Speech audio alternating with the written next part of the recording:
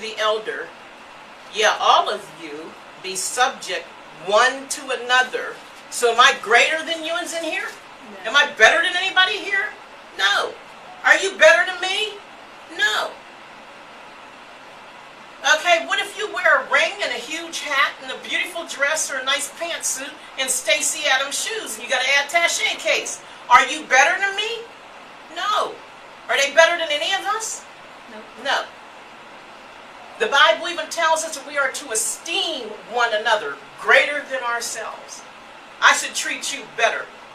I should treat you good. I should think about you better than I think about myself. Amen? And it says, yeah, all of you be subject to one another and be clothed with humility. For God, there it is. Thank you, Jesus. For God resists the proud and he gives what? Grace to the humble. Amen. Amen. Or humble, as some people I guess some people just want to leave that H out of there. He gives grace to the humble. Stay humble. Stay grounded and rooted in Jesus Christ. Amen.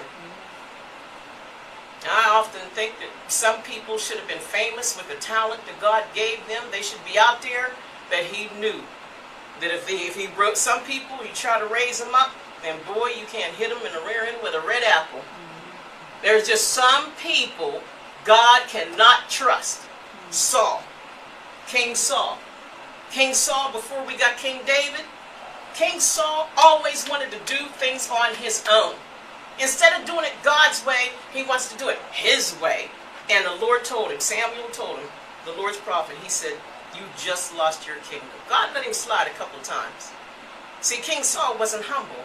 King Saul was I'm better than you, a greater than thou man. Do whatever am I not the king of Israel?